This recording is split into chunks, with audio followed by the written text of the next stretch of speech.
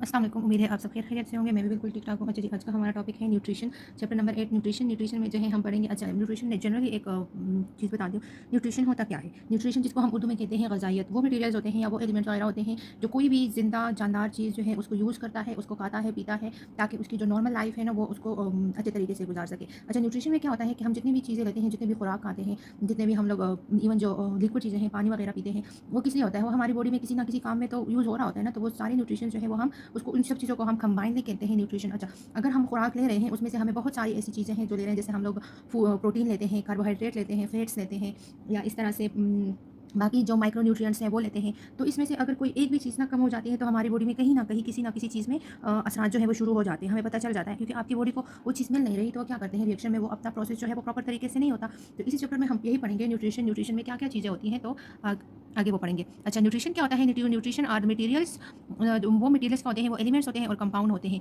कि कोई भी ऑर्गेनिज्म ऑब्टेन करता है और उसको यूज़ करता है ताकि वो अपनी नॉर्मल लाइफ को मेंटेन कर सके। अच्छा, जो टर्म न्यूट्रिशन है उसका मतलब क्या है कि processes in which organisms obtain essential material from making food to take or taking food by others and convert into a substance for growth, energy and regulating various body function।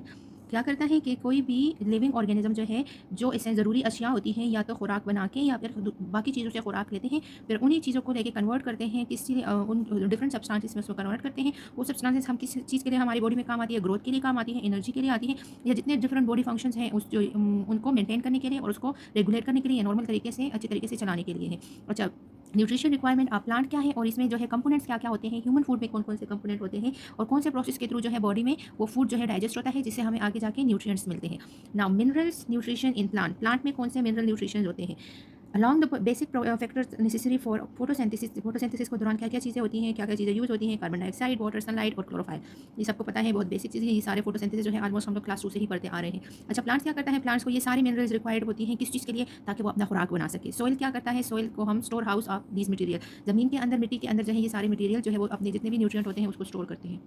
Plants क्या है? Plant को जो है ये nutrition चाहिए होती हैं और ये न्यूट्रिशन जो है प्लांट के लिए स्टोर कहाँ पे होता है? ये स्टोर होता है सॉइल में, और सॉइल को कहा जाता है store house of these minerals. The processes which deal with the how plant get minerals and where they use them is called mineral nutrition in plant. ये जो प्रोसेस है जिसके जो प्रोसेस के दौरान प्लांट अपने ये मिनरल्स हासिल करते हैं और फिर उसको कहाँ पे यूज़ करते हैं, इसको हम कहते हैं मिनरल न्यूट्रिशन ऑफ प्लांट्स। अच्छा, न्यूट्रिशन रिक्वायरमेंट है, हमारे पास दो तरह के न्यूट्रिशन होते हैं, माइक्रो न्यूट्रिएंट होते हैं और मैक्रो न्यूट्रिएंट होते हैं। मैक्रो क्या होता है और माइक्रो क्या होता है? सिंपल अगर न्यूट्रिएंट्स को हटा दे तो माइक्रो जो स्मॉलेस्ट होते हैं और मैक्रो जो बड़े होते हैं। अच्छा, इसमें क्या होता है कि the nutrients which are required in the larger quantities are called macronutrient. जो न्यूट्रिएंट्स हमें ज़्यादा मिकदार में चाहिए होती हैं उसको हम कहते हैं मैक्रोन्यूट्रिएंट्स। अच्छा, macronutrient they are 9 in number, 9 number में टोटल तादाद जो मैक्रोन्यूट्रिएंट्स की है वो 9 है। इस तरह से जो न्यूट्रिएंट्स हमारे पास कम क्वांटिटी में चाहिए होती हैं, लोअर क्वांटिटी में चाहिए होती है, उसको हम कहते हैं माइक्रोन्यूट्रिएंट्स। वो जो है हमारे पास 8 है, टोटल हमारे पास 8 है। माइक्रो जो है मैक्रोन्यूट्रिएंट्स हमारे पास 9 है और माइक्रोन्यूट्रिएंट्स जो है वो हमारे पास 8 है, तो मतलब टोटल हमारे पास 17, ऑलमोस्ट 17 जो है वो न्यूट्रिएंट्स हैं, जिसमें 9 जो है वो मैक्रो है और 8 जो है वो माइक्रो है। अच्छा, न्यूट्रिएंट्स क्या होते हैं? अच्छा, ये हमारे पास जो मिनरल्स एलिमेंट है प्लांट में, उसमें हमारे पास सबसे पहले इस लेवल में है मैक्रोन्यूट्रिएंट्स। अभी मैं ये बता रही हूँ, इसके लिए फिर एक इंडिविजुअली मैं वीडियो बनाऊंगी प्रॉपर एक्सप्लेनेशन के साथ। मैक्रोन्यूट्रिएंट्स हमारे पास 9 थे। सबसे पहला है कार्बन, फिर दूसरा है हाइड्रोजन, फिर थर्ड है ऑक्सीजन, फोर्थ है फॉस्फोरस, फिफ्थ है पोटाशियम, सिक्स है नाइट्रोजन, सेवन है सल्फर, एट है कैल्शियम और नाइन है मैग्नीशियम। कार्बन क्या है? ऑर्गेनिक कंपाउंड का हिस्सा है। हाइड्रोजन भी ऑर्गेनिक कंपाउंड का हिस्सा है। ऑक्सीजन क्या है? ऑर्गेनिक कंपाउंड का हिस्सा है, लेकिन सेलुलर रेस्पिरेशन में भी काम आता है। फॉस्फोरस क्या करता है? एटीपी का कंपोनेंट है, न्यूक्लिक एसिड और कोएंजाइम्स का कंपोनेंट है, नेसेसरी होता है किस चीज़ के लिए? सीड के जर्मिनेशन के लिए और फोटोसिंथेसिस वगैरह के लिए। पोटाशियम क्या है? रेगुलेट करता है स्टोमा की ओपनिंग और क्लोजिंग को, मतलब स्टोमा को क्लोज होना है, कब ओपन होना है, उसको जो है वो नॉर्मल तरीके से रेगुलेट करता है। और लीव जो है ताकि वो अपना पानी लॉस ना कर सकें, उस चीज़ को कम करता है या फिर उसमें काम आता है। नाइट्रोजन क्या है? प्रोटीन, हार्मोन्स, क्लोरोफाइल, विटामिन्स और एंजाइम्स का हिस्सा है। सल्फर क्या है? सल्फर जो है ये भी प्रोटीन, विटामिन और एंजाइम्स का पार्ट है। कैल्शियम क्या करता है? एक्टिवेट करता है एंजाइम्स को और सेल वाल का जो है वो स्ट्रक्चर कंपोनेंट है, रेगुलेट करता है वाटर मूवमेंट को किसी भी सेल में। मैग्नीशियम क्या करता है? मैग्नीशियम क्लोरोफाइल का हिस्सा है और एक्टिवेट करता है बहुत सारे एंजाइम्स को एक्टिवेट करने में काम आता है। ये 9 हमारे पास है मैक्रोन्यूट्रिएंट।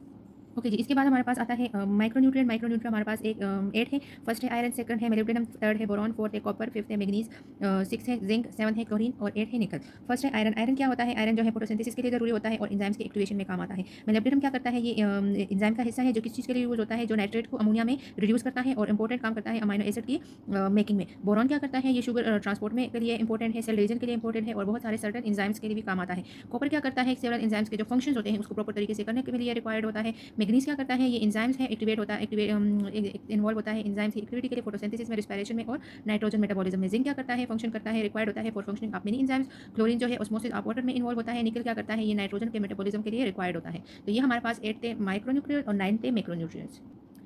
अच्छा, दूसरा टॉपिक है हमारे पास रोल ऑफ नाइट्रोजन। नाइट्रोजन में क्या होता है कि ये हमारे पास मेजर कंपोनेंट होता है और नाइट्रोजन जो हमारे पास है मैक्रो मॉलिक्यूल्स में मैक्रो न्यूट्रिएंट्स में आता है जो ज़्यादा मिकदार में यूज़ होते हैं। इसमें क्या होता है कि ये नाइट्रोजन जो है हमारे पास बहुत ही इंपॉर्टेंट कंपोनेंट है, किस चीज़ का, प्रोटीन का, हार्मोन्स का, क्लोरोफाइल का, विटामिन्स का और बहुत सारे एसेंशियल एंजाइम एसेंशियल है, ज़रूरी एसेंशियल है जो प्लांट लाइफ के लिए रिक्वायरमेंट होता है।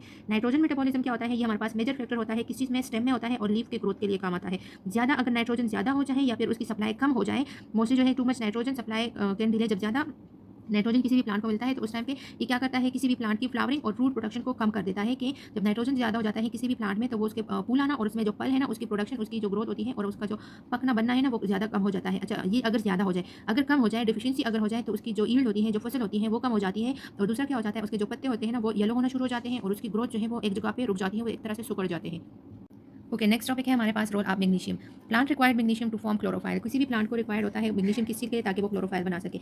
It is central part of chlorophyll molecule. जबकि हम मैग्नीशियम क्या करता है, क्लोरोफाइल का बिल्कुल सेंट्रल पार्ट है, बिल्कुल दरमियानी हिस्सा है, बिल्कुल कोर न्यूट्रिएंट है उसके लिए। विदाउट मैग्नीशियम, मैग्नीशियम के बगैर कोई भी प्लांट जो है उसमें क्लोरोफाइल नहीं बन सकता और उसका जो अगर क्लोरोफाइल नहीं बनेगा तो उसमें मतलब पूरा फोटोसिंथेसिस का प्रोसेस भी सही तरीके से नहीं होगा। अगर किसी भी प्लांट में मैग्नीशियम की कमी हो जाती है तो उसमें एक प्रोसेस होता है, वो क्या करता है, उसमें एक डिजीज़ आ जाता है जिसको क्लोरोसिस कहा जाता है। क्लोरोसिस में क्या होता है कि प्लांट के लीव्स जो है वो येलो होना शुरू हो जाते हैं। Magnesium is also needed for the activation of many enzymes, so it अच्छा, मैग्नीशियम एक का और फंक्शन क्या है कि बहुत सारे ऐसे एंजाइम्स हैं जो सिर्फ मैग्नीशियम के प्रेजेंस में ही काम करते हैं। अगर इसकी डिफिशियंसी हो जाए तो जो नॉर्मल रेट होता है मेटाबॉलिज्म का वो कम हो जाता है, जिसके रिजल्ट में क्या होता है, निक्रोसिस होता है। निक्रोसिस क्या होता है, उसको सेल डेथ होती है। जब सेल डेथ होगी तो जाहिर सी बात है फिर प्लांट की ग्रोथ खत्म हो जाएगी और वो खत्म हो जाएगा। यहाँ पे हमने कहा था कि अगर डिफिशियंसी ऑफ मैग्नीशियम होगी, मैग्नीशियम कम होगा तो क्लोरोसिस है। नाउ क्लोरोसिस क्या होता है, chlorosis is a condition which leaves produce insufficient chlorophyll, जिसमें किसी भी लीव्स में किसी भी पत्ते में जो है वो क्लोरोफाइल की जो प्रेजेंस है ना या उसकी जो प्रोडक्शन है वो कम हो जाएगी। क्लोरोफाइल जो है वो ग्रीन इफेक्ट देता है। अच्छा, क्लोरोटिक लीव्स क्या होते हैं, ये पेल होते हैं, येलो होते हैं और येलो व्हाइट कलर के होते हैं। ये क्या करते हैं, ये इफेक्ट करते हैं प्लांट को लिटिल और या फिर उसकी जो